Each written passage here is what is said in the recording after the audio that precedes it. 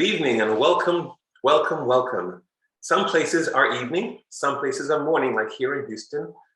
I am Mr. B on Free Talk with Mr. B, and our team is in Dubai, South Africa, and from around the world. It's Sunday, so we're podcasting. Welcome. Sameena is here. Our guest feedback, Miss Pikki is here. And last week we were talking about give back from plenty. And so we wanted to get everyone on. Professor Mia is here. And we're looking forward to having a wonderful conversation today on give back from plenty. I could even see Dedra. So the whole team is here and it's wonderful, wonderful, wonderful. Thank you everyone for being here. We're streaming live and recording, and we will be placing this podcasts up on all the podcast locations. Professor Mehreen, welcome. Dedra, welcome. We have our guest, Pikki. And Sameena, please, all you. Yes, thank you, Mr. B. And it's always a pleasure to be on the show. As I was just mentioning to our guest, it's already been 6 months, a little over 6 months that we started the podcast for Free Talk with Mr. B. That's season 3. And yes, just as we were talking about giving from plenty last week, we heard a lot of perspectives from all of us and then some of our friends. While we were offline, they're talking about, the podcast and how they listened to it and what was their perspective about it.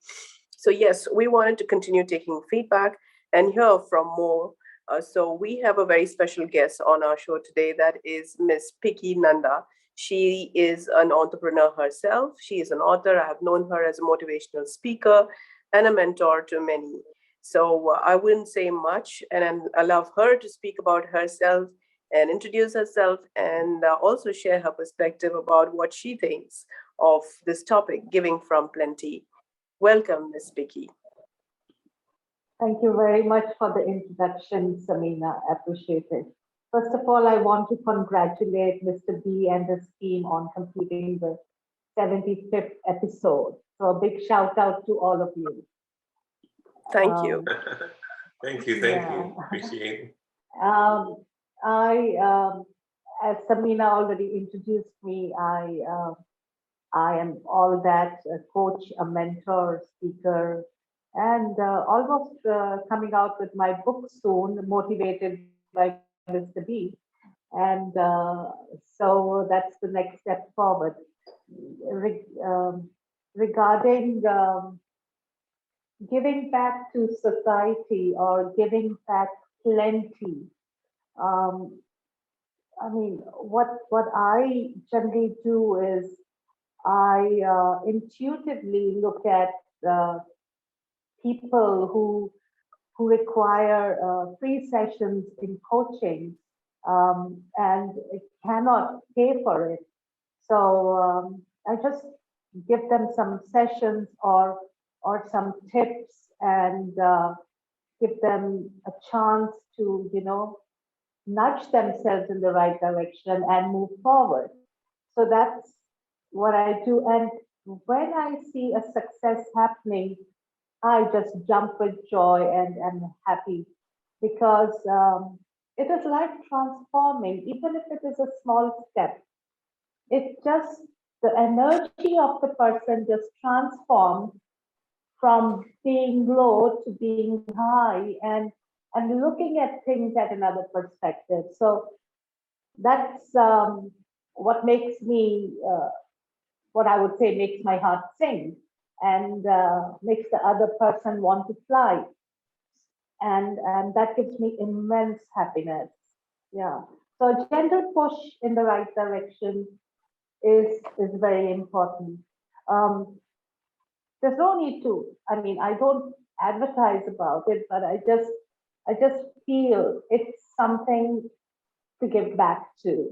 It's from the plenty of knowledge that I have that I must share, I must give. Yes, absolutely. I think you have trained and coached and also are mentoring so many individuals here and also in other parts of the world. Yes, like you rightly said, giving back is also defined in the Nugget in Mr. B's book. It's a wonderful feeling to give and see others benefit from your actions. So that's exactly what you just defined. And I'm sure there have been many times when people actually take advantage when you are coaching them or even when you're giving them whatever you are doing. What has been your experience on that sense? Um, if when I'm coaching people, advantage is actually not to try to get caught in their emotions and their drama, right? Yeah. So Yeah. you need to separate yourself from it and then do the coaching or the mentoring. If you personally get involved and the client feels that you're involved, they're gonna take you for a ride. You're gonna be involved in everything. So that has to be a no-no all the time. So that's what I try to separate myself from. Ready to help, ready to support, ready to give, but that's the way it should be.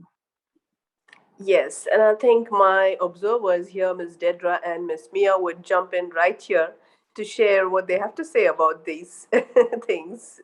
Sure. Well, I could add something. I mean, I have often been involved with schools, for example, throughout the United Arab Emirates, being invited to give book talks or talks on writing to children and to young adults there. And oftentimes the schools have no money to pay a speaker. I mean, and you kind of understand that because schools are usually operating on a shoestring budget, and you feel a little sorry for them, that they can't really afford to pay people properly like that. So sometimes what you can do is affect a compromise, and I often say, look, I mean, if I can sell books to the kids there and you tell the kids that I'm coming and you tell them about my book and how much they cost so that they're ready and they have money with them, and tell them I'll sign it for them, when I'm there, if they buy one from me, then at least I'll come then and do the talk for free.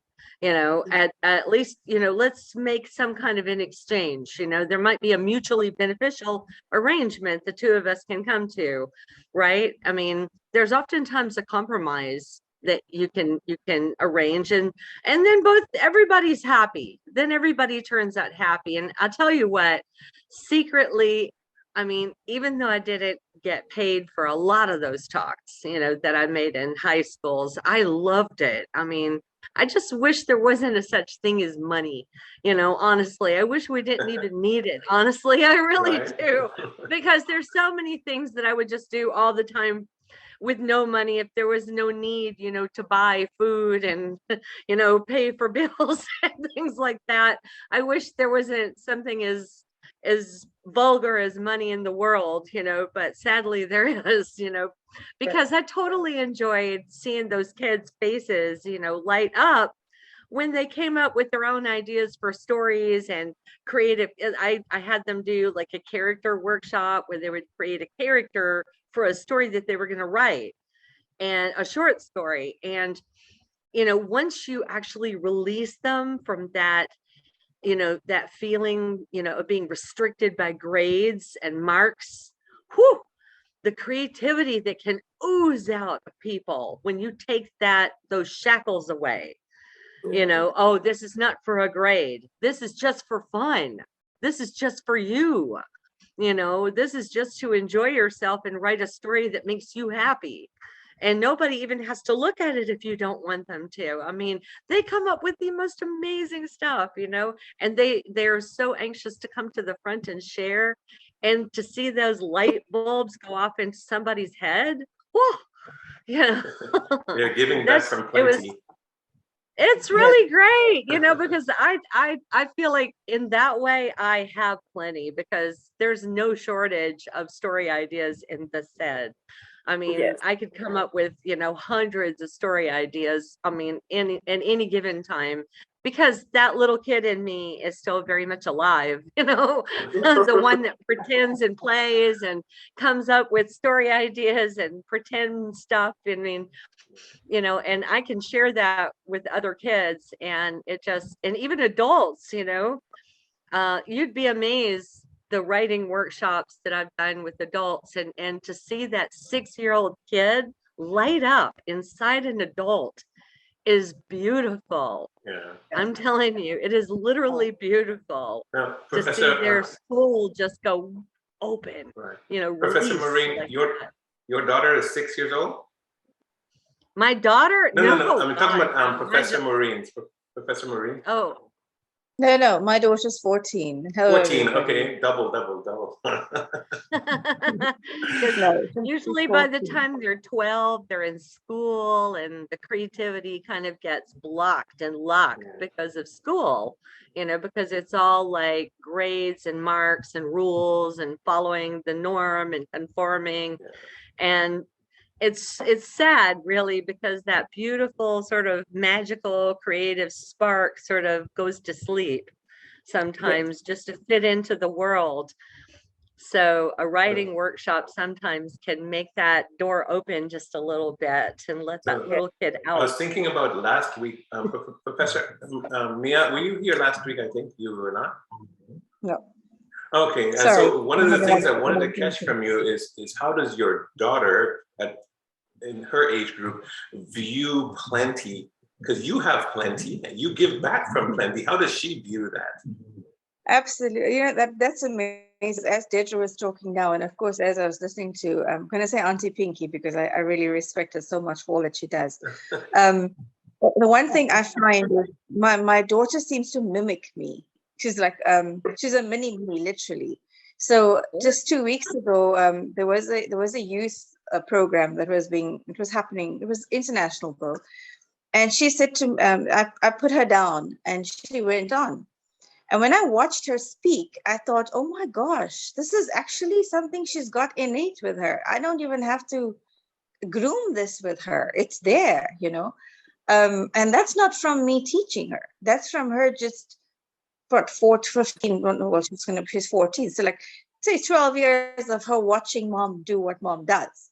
And that's just become like her little passion, because she's always loved to read. She's always loved to talk. She's always loved to write.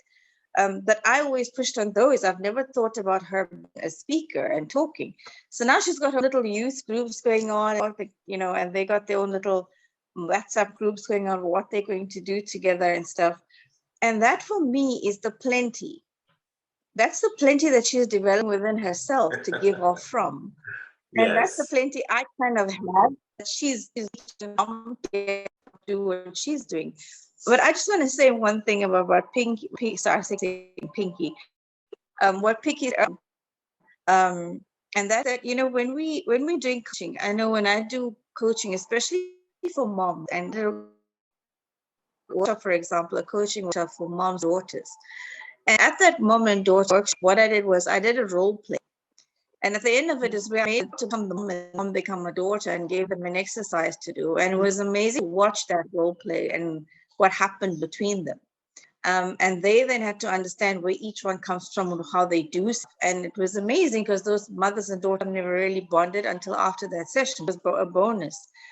But what I did find was one of those daughters felt that she wished her mom was a me. And so she continuously tried to keep in touch with a me. And I had to kind of draw that barrier there that's exactly what Pikki is saying. I had to draw a barrier. I had to call her mom in and say, you need to develop certain stances about you that make her become more attracted to you for what she needs, Right. not somebody outside of you, But that plenty that we all need to give from is obviously what each one of us has within us. We just have to tap into it and develop it even further, and just push people to become more plenty of themselves, because that's what it is. That's what it's about. And Sameena, we kind of so glad that this was brought out this way, because that is the essence of what we're talking about when we say give back from plenty. And it's automatically thought that maybe some of us have plenty money.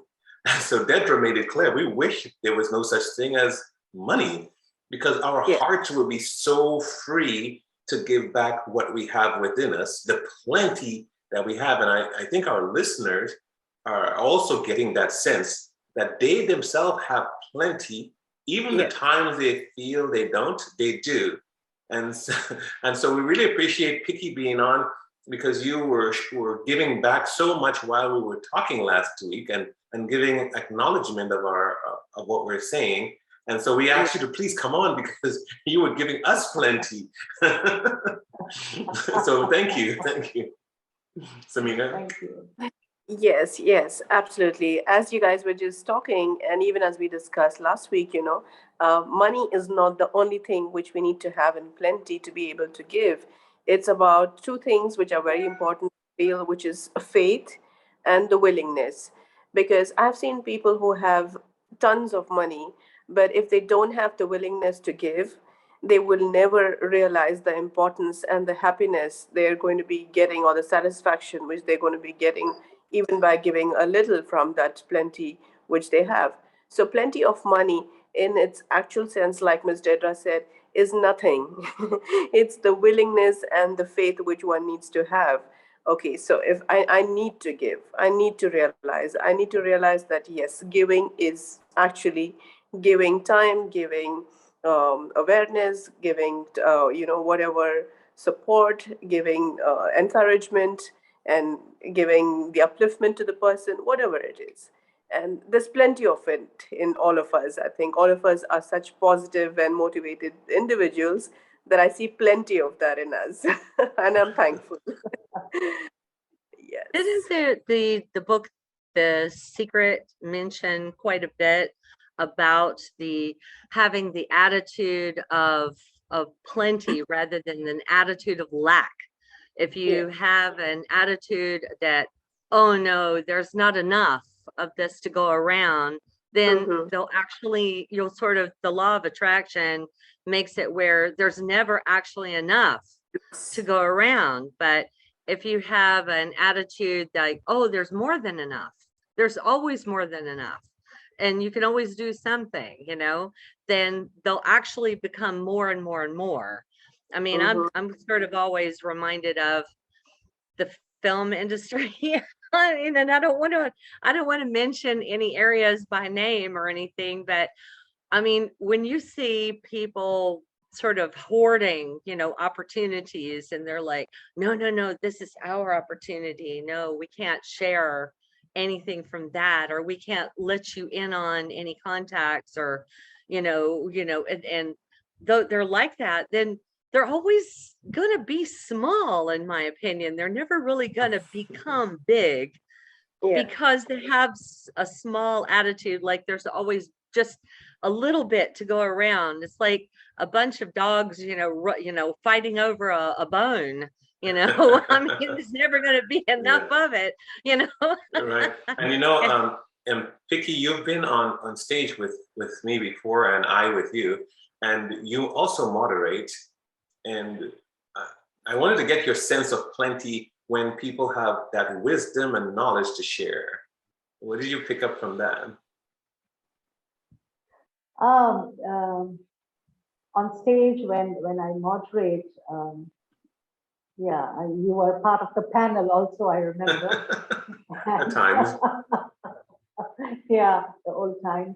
And I think though you prepare yourself and you have your questions and your research done, but sometimes on stage you just go extempo and you change the whole scenario and then listen to what's coming in and then see what they are giving out and what you can rephrase so that the whole audience can understand it better. Or maybe, look at it by nudging them.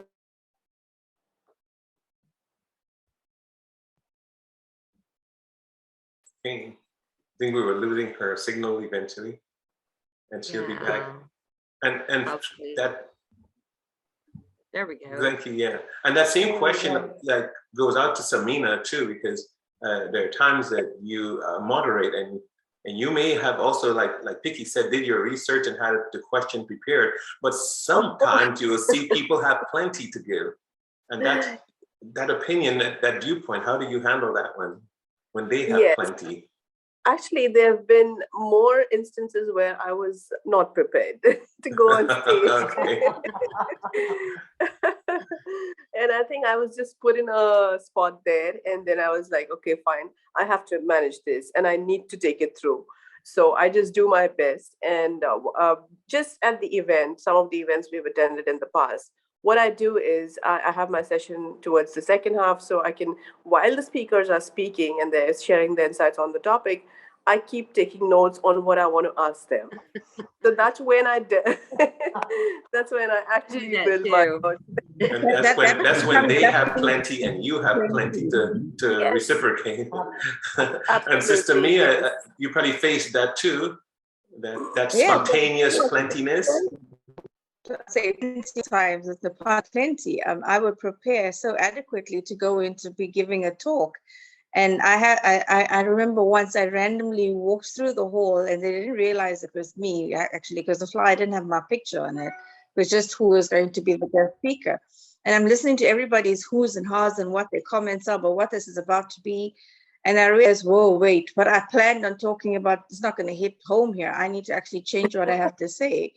And then given the person who spoke before me had actually spoken about half of what I had planned to talk about. So it's like, okay, I got to scrap the whole thing. So yeah, you just got to compromise. And eventually, you know what, those ones that are improvised at the last moment actually become most successful sometimes, really. That's so true. When you least prepare in some strange way, they become home runs. It's amazing. Yeah. I think Mr. Pikki is back You with just us. need to believe that you'll always come up with something. That's all. Yes. Of course. So again, we use this opportunity to let everyone know that we're hoping to get these kind of feedbacks. Why Pikki was able to come on based on some of her feedback and the feedbacks we're looking for, because the subject is a cultural, social subject that talks about the art of giving. And so although the book, the art of giving back is on Amazon, we just want you to know that these podcasts are on everywhere podcasts can be found, even Google, Apple Podcasts, Spotify, Stitcher, and quite a few places where everyone can get their podcast. And we also place it up also on YouTube. So the different ways people can listen right here on Facebook, or they can go to their own time frame and listen in. And we keep going because we feel satisfied.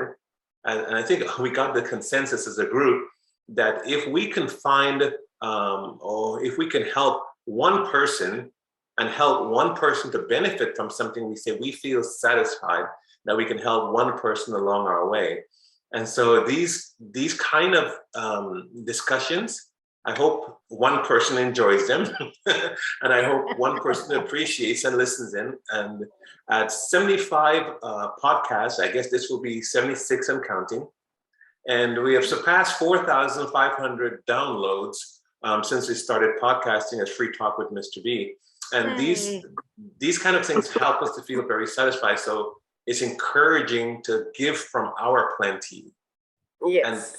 And we know there are times, like when we're speaking to children, we know sometimes plenty could overwhelm them. So we only give them enough in measure because we're parents. We know how to give just enough in measure. Or if we're at work and we're not a parent, we have kids at work, it seems like. So we give them counsel, advice, admonition in measure. So we know we have plenty, but we measure it out. So all of these things are giving back technology, our giving back revolution, and our giving back conversation. We don't mind you, like you can dip in a little bit with Pikki as she came on as our guests, if you want to give us some closure on this point. But we definitely look forward to all the other points. Pikki? Yeah, sure. What I believe in, always give a gentle push, but keep yourself safe. I mean, don't push so hard that you have to fall. Just push enough for the other person to expand his horizon. And you expand yours accordingly. Fly and don't fall. That's all I have to say. Thank you so much. And back to Sameena. Yes, thank you so much. That was very simple, but very, very insightful. Fly and don't fall.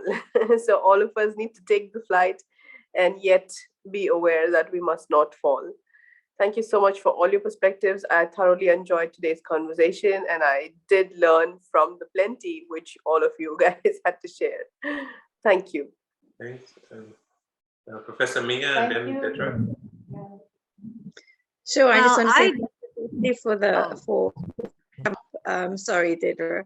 No problem. And yeah, as you said, there's always takeaways from these programs. All of us keep learning, we're lifelong learners, and we keep giving back because we keep getting so much. So thank you so much, Mr. B. Thanks to everybody.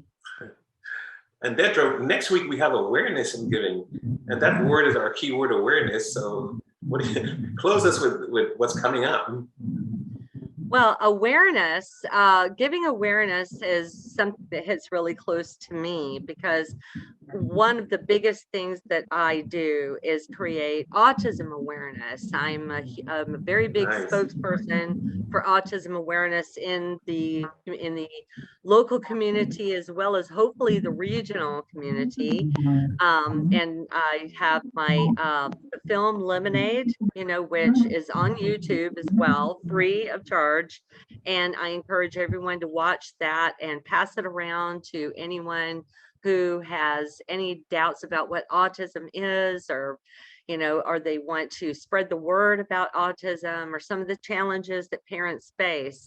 And we'll talk a lot more about that because that's one of the ways that I find that I can give back to people in a very big way through my experiences and some of the struggles that I've overcome.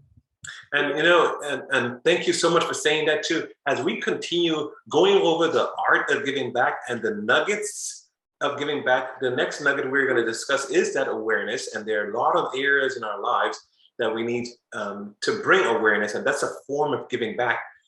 I have a parallel podcast I just kicked off yesterday about the sexual abuse awareness, and we look forward to You, Me, and Ice-T by our very own Dedra here, who's be leading off another parallel podcast, You, Me, and Ice-T.